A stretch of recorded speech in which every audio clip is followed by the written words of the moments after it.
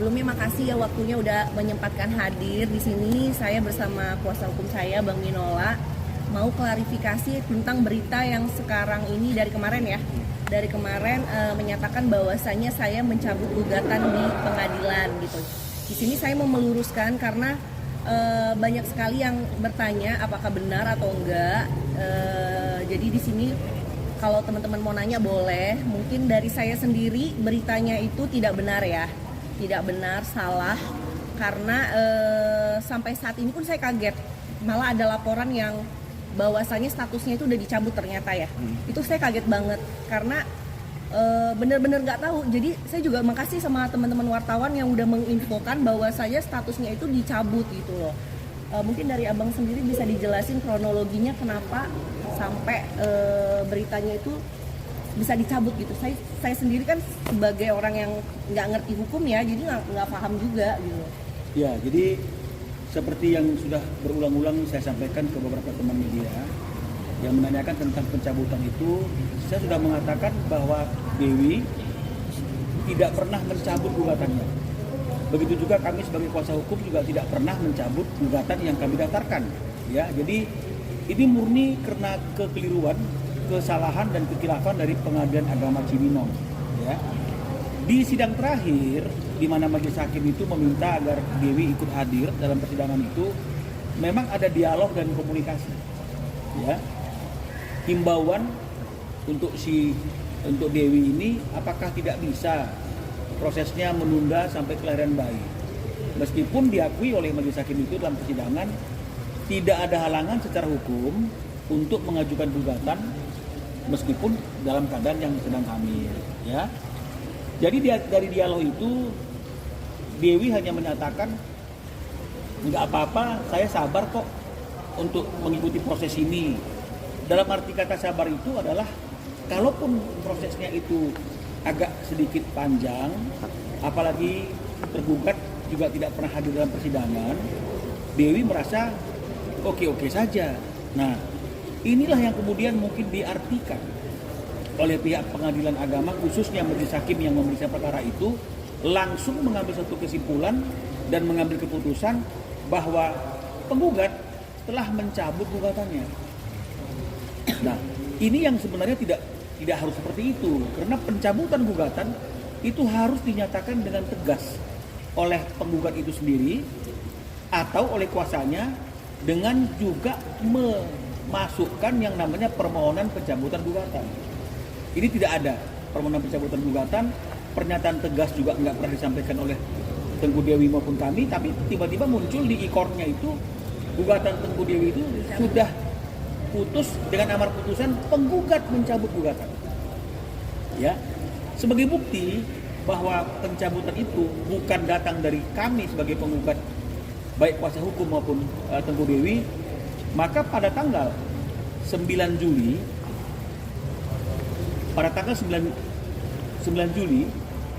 kami sudah menyurati Ketua Pengadilan Agama Cibinong, ya, bentuk surat komplain kami dan juga bentuk surat permohonan perlindungan hukum. Kenapa kok ada putusan di IKOT yang menyatakan penggugat telah mencabut gugatan, padahal itu tidak pernah dinyatakan dengan tegas. Ya, kami juga sebagai kuasa hukum tidak memiliki kuasa untuk mencabut, karena harusnya kalau mau mencabut gugatan juga kami harus ada kuasa dari penggugat, ya, dari prinsipalnya langsung. Ya, atas surat yang kami layangkan sebagai bentuk protes kami kepada Pengadilan Agama Cibinong, teman-teman semuanya, pada tanggal 17, ya, pada tanggal 17 Pengadilan Agama Cibinong itu menyurati kami, memberikan undangan untuk diperiksa, untuk diklarifikasi apa fakta yang sesungguhnya.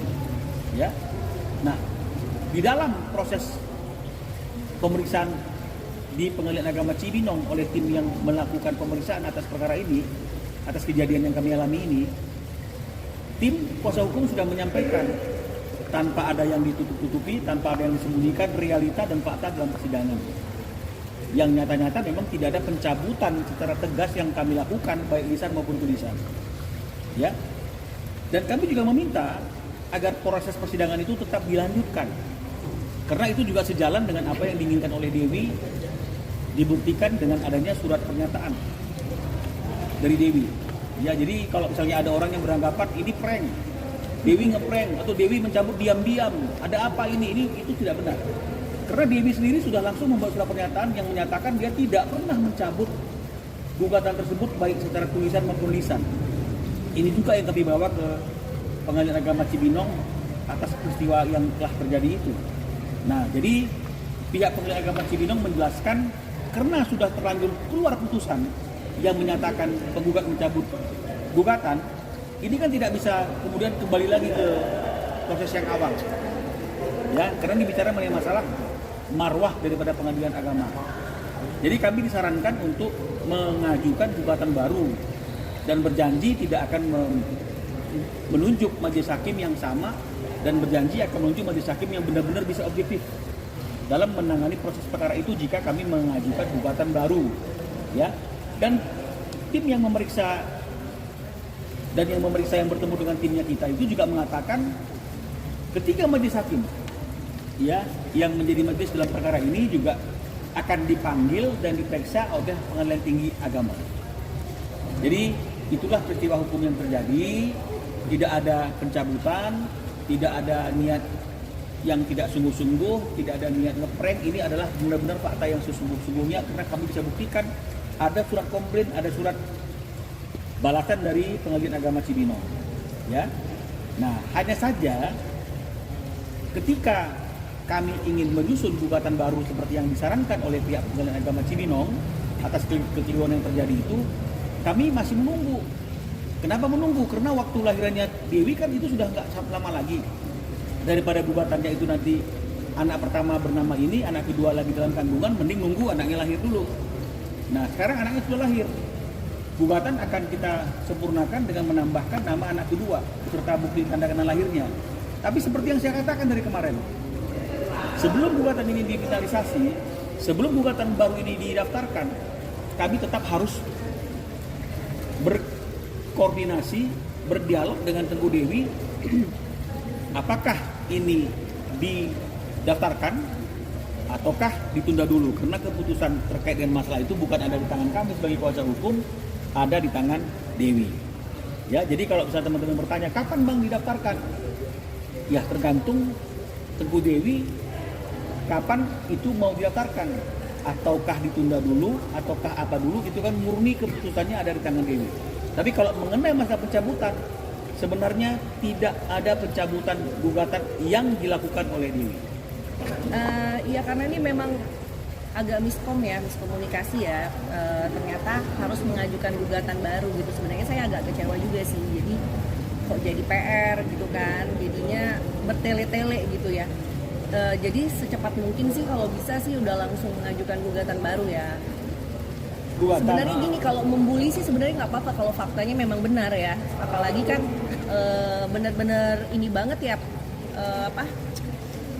kayak direkayasa gitu. 3 minggu sebelum lahiran saya udah cabut gugatan, itu kan benar-benar salah banget. Makanya di sini saya harus meluruskan kalau beritanya itu tidak benar gitu.